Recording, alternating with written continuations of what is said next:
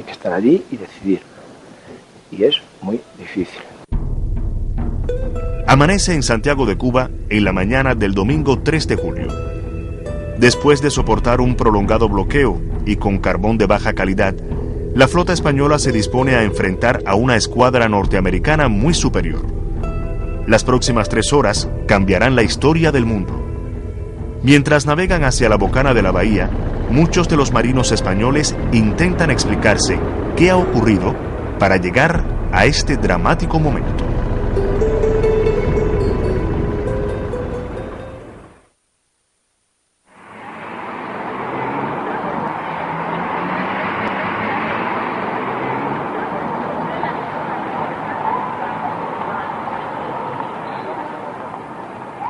Me encuentro en el corazón de La Habana Vieja, frente a la estatua de José Martí, héroe nacional de Cuba por excelencia, hijo de españoles, o sea que corría sangre española por sus venas, de una sensibilidad excepcional. Él sintió, digamos, la necesidad de independencia por la nefasta política colonial que ejercía el gobierno de Madrid. A pesar de que, por decirlo de algún modo, estaba conspirando contra mi país, él jamás sintió odio hacia el pueblo español. Yo, como español, tengo una profunda admiración hacia él. Desde un adolescente dedicó su vida por entero a la independencia de Cuba. A sus pies hay una fecha muy significativa para la historia de Cuba, 24 de febrero de 1895, que para la infinita mayoría de los turistas que pasan por aquí no les va a decir absolutamente nada. Es una fecha fundamental porque fue, digamos, el segundo levantamiento que hubo en firme y el definitivo para acabar con la dominación española.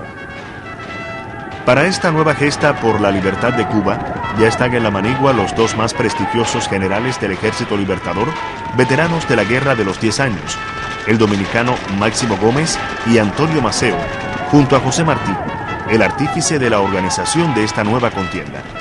Son los momentos siempre inciertos del comienzo de la lucha, cuando los peligros acechan con más fuerza.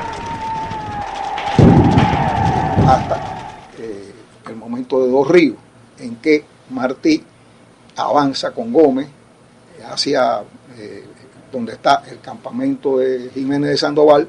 Yo creo que él no se quiere quedar en retaguardia, porque siempre había estado en vanguardia y no le pegaba. Cuando avanza, Martí no tiene mucha experiencia. Gómez le dice que ese no es su lugar, que vaya hacia la retaguardia, que vaya hacia el campamento. Si se ha ido todo el mundo a combatir a esta gente, pues yo también voy. Y sale con su pistola y su caballo, que tiene inexperiencia, que no es un militar profesional y que tiene inexperiencia bélica. Eso es evidente. Es el hombre que había logrado lo imposible, unir a Gómez y a Maceo, que estaban distanciados después del fracaso de San Pedro Sula. Solo se escribían María y Manana. Después de haber unido a los que estaban dispersos, su obra fue inmensa. No es el poeta etéreo que se imaginan algunos, era un hombre, un político firme, y se dio a respetar un medio complicado como es la emigración. Él, que está toda su vida haciendo eso, de repente llega allí y dice, pues ahora me quedo aquí, ¿qué hago? ¿Dedicarme a escribir poesía? Martí, es posible que haya aguantado el caballo, pero no se fue del lugar. Acompañado de un joven de 16 años, llamado de manera casi que providencial Ángel de la Guardia.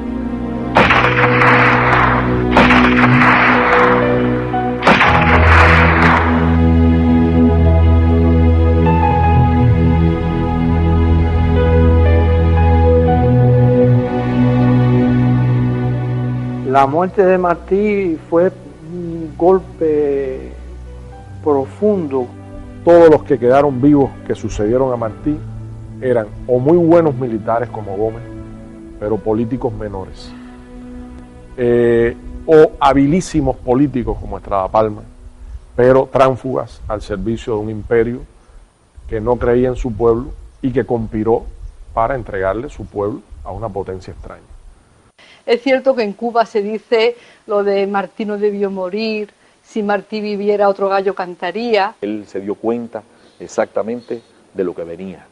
Él presintió con su sensibilidad como poeta como hombre de letras y por su carácter excepcional. Martí es excepcional, no cabe ningún parámetro aquí. Un hombre que abre una guerra que trae consigo matanzas, muerte, sufrimiento, destrucción, momentos inhumanos, y que saca del ser humano lo peor de sí, porque es el momento de la lucha directa. Y Martí hablaba de cultura, sacrificio y decoro. Es decir, un hombre que sabía el poder del equilibrio. Él iba a estar en el medio. Si había un gobierno en Camagüey, él era el hombre. No volverían las aves del pasado. Él sería el autor de las medidas y de las formas que garantizarían una guerra expedita, generosa, rápida. Y a raíz de la muerte de Martí se creó muy pronto ya esa especie un poco de ilusión, ¿no? O de sueño en los cubanos de que realmente el desastre tremendo del 98 y tal con Martí no hubiera ocurrido. Ya en la carta a Manuel Mercado ya él no habla para nada de España. Ya él centra su cuestión en el asunto principal, impedir a tiempo. Y es más, subraya, cuanto hice y haré para eso. Quiere decir, estaba convencido de que eso era lo absoluto y el problema principal. Mantener a raya al imperio norteamericano. Quizá aquí hay algo de ingenuidad o algo de un deseo, ¿no? Es cierto que puede ser exagerado pensar que si Martí hubiera vivido, las cosas hubieran sido completamente de otro modo, que Martí hubiera podido detener a los Estados Unidos. Ese hombre no iba a fallar.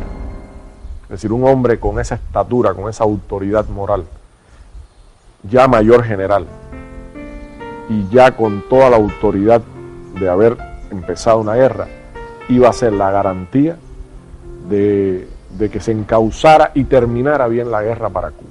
La ausencia de Martí, prematura, fue grave. Y yo tengo la percepción, digamos romántica, de que los 3 disparos de Dos Ríos mataron a la Revolución del 95.